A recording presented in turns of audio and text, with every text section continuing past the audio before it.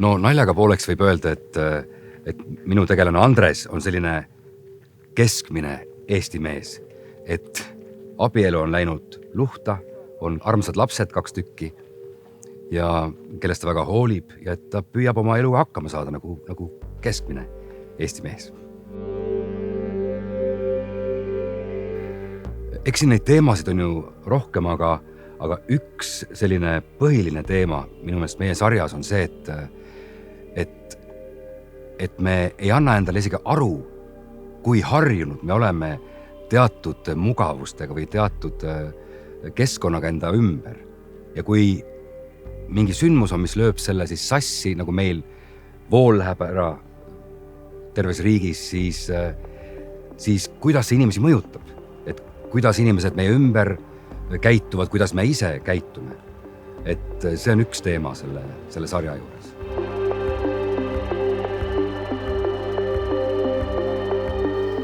Üks väga põnev kogemus on see, et neid stseene mängides tegelikult sa saad küllaltki reaalselt aimu, et kuidas see päriselt võib olla. Et see kogemus iseenesest juba väga, ma arvan, väga kasulik. Et kui ma mäletan kunagi, kui oli Tõnismäel see Aljoša nii-öelda pronksiöö, eks ju, siis sai seda kuidagi telekast jälgitud ja kõik tundus nii uskumatu, et kas see üldse on võimalik, et inimesed lähevad niimoodi hulluks aga nii-öelda nendes stseenides sees olles, siis sa näed võib-olla neid impulsse võib-olla selgemini ja saad selle kogemuse läbi näitlemise nagu kätte tegelikult, et kuidas see võib olla. Tee midagi, palun isa!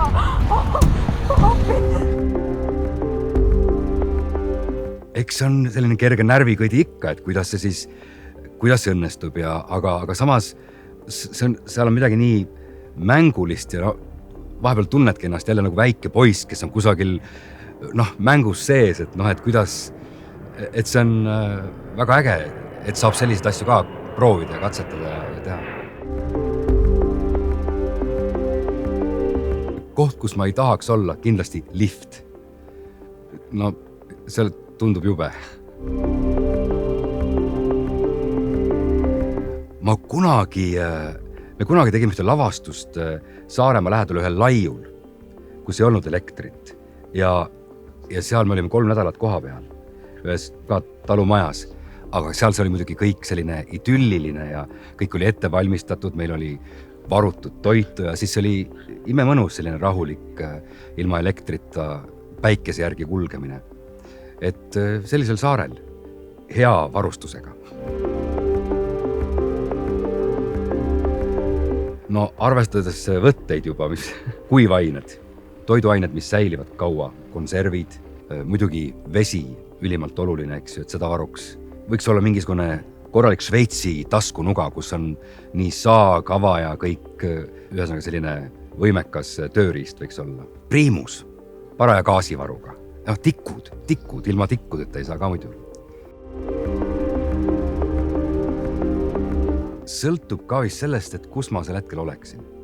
Et kui ma oleksin oma linna korteris, no siis ma arvan juba 3. päeval ma mõtleks, et ema, isa, ma panen autole hääled sisse ja tulen külla. Et aga maal ma arvan, et kus inimestel veel on see kogemus, et keldrites on varutud hoidiseid ja juurvilja, et siis maainimesed tuleksid veel päris hästi toime, kui ka kaev on olemas, ütleme nii. Et kui on päris pumba pealt vesi, siis peab hakkama nuputama juba. Ma tavaline inimene, ma ei tea, mida sellises olukorras teha.